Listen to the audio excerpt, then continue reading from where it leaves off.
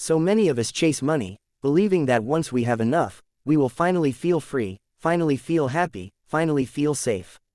But the truth, as explored in the psychology of wealth, is that wealth is not just about numbers or possessions, it is deeply rooted in our beliefs, emotions, behaviors, and identity. The journey to true wealth begins not in the bank account, but in the mind and the heart. The author takes us by the hand and invites us to pause and reflect. What do we really believe about money? Do we believe it's hard to earn? That it's the root of all evil? That only certain people, the lucky ones, the educated ones, the ruthless ones, become rich? These quiet, often unconscious beliefs are not just thoughts floating in the background. They are the architects of our financial reality. They shape the choices we make, the risks we avoid, and the opportunities we don't see. And unless we become aware of them, we remain trapped in invisible prisons of our own making. One of the most powerful lessons in the book is that wealth is first and foremost psychological. The difference between the rich and the poor isn't just resources, it's the mindset. People with wealth think differently. They believe in abundance, not scarcity. They see problems as puzzles, not stop signs. They are willing to delay gratification, to invest in growth, and to take calculated risks. They value self-discipline, resilience, and responsibility. But most importantly, they believe they are worthy of success. Take the example of two individuals raised in the same neighborhood, with similar backgrounds, education, and even job titles. One rises to financial independence and eventually builds a business that changes lives. The other struggles paycheck to paycheck, always just one emergency away from disaster.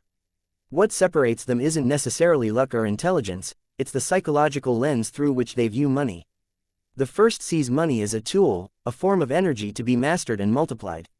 The second sees it as a source of stress, control, or fear. This difference in perception creates vastly different outcomes. The psychology of wealth delves into the emotional undercurrents that guide our financial behaviors. Are we spending to soothe emotional wounds? Do we avoid thinking about money because it triggers shame or anxiety? Have we inherited beliefs from our parents that no longer serve us, beliefs like, rich people are greedy, or, money doesn't grow on trees? These emotional patterns run deep. They influence our habits more than any financial advisor ever could. But by becoming aware of them, we gain the power to choose differently. Real transformation begins when we stop seeing wealth as something out there, and begin to cultivate it within. This is where the book becomes truly transformational. The author gently teaches us that wealth starts with inner clarity, with the willingness to know ourselves, to heal our relationship with money, and to develop a mindset rooted in possibility rather than fear. The journey is less about learning the stock market and more about learning the self. Who am I when I think about money? How do I handle abundance? Can I be trusted with success? These are questions that lead not just to wealth, but to wisdom. In a particularly moving section, the book shares the story of a woman who grew up in poverty and vowed to never be poor again. She worked hard, climbed the corporate ladder, and made six figures. But still, she lived in fear, hoarding money, never enjoying it, constantly worrying about losing it. Financially, she was wealthy. Psychologically, she was still poor. It wasn't until she addressed the trauma of her childhood, the nights of hunger, the shame at school, the broken promises, that she could finally feel safe, even in abundance. Her story reminds us, money may change our circumstances, but only healing changes our experience of those circumstances. Wealth, then, is not about escaping pain. It's about expanding capacity. It's about growing into someone who can handle more responsibility, more power, more influence, more joy. This growth doesn't happen through formulas or hacks, it happens through inner work. The book challenges us to ask, can we receive with gratitude? Can we give with generosity? Can we manage without being overwhelmed? The truly wealthy are not just rich in dollars, they are rich in spirit, rich in presence, and rich in contribution. Another key insight from the book is about the role of time. Poor mindsets focus on short-term gratification, what feels good now. Wealthy mindsets focus on long-term gain, what builds over time. This requires emotional maturity. It means saying no when it's hard. It means investing when others are spending. It means building habits that compound slowly but powerfully. The author beautifully compares it to planting a tree. You water it every day, nurture it in silence, and trust that one day, it will give shade and fruit. True wealth is not built in a rush, it is cultivated like a garden. The book also emphasizes the importance of purpose. Money without meaning feels empty. So many chase wealth without knowing why, only to arrive and feel more lost than ever. The truly fulfilled are those who align their wealth with their purpose.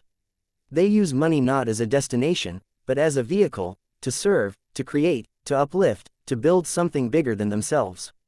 In this way, wealth becomes sacred. It becomes an extension of your values, your vision, your legacy. Throughout the pages, we are reminded that no matter where we start, we can change our financial destiny. The brain is malleable, the heart can heal, the past does not define us. Whether we grew up with lack or abundance, the power to rewire our relationship with money is in our hands. But it requires courage, the courage to look within, to take responsibility, and to make different choices. One practical takeaway is to regularly examine your financial beliefs. Write them down, challenge them, replace limiting beliefs with empowering ones.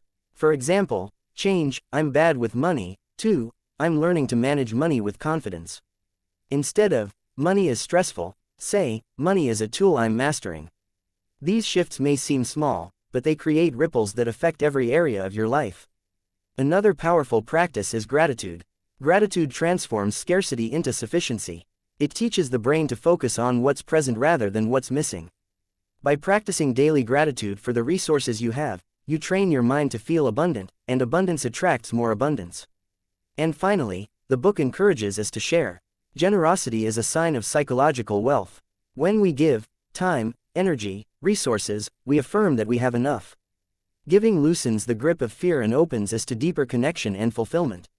Wealth, after all, is not meant to be hoarded. It is meant to flow. As the summary of the psychology of wealth draws to a close, we are left not with formulas or tactics, but with a renewed sense of possibility. Wealth is no longer a far-off dream. It is a state of mind we can cultivate today. It begins with awareness, grows with intention, and blossoms through consistent action. You are not your past. You are not your mistakes.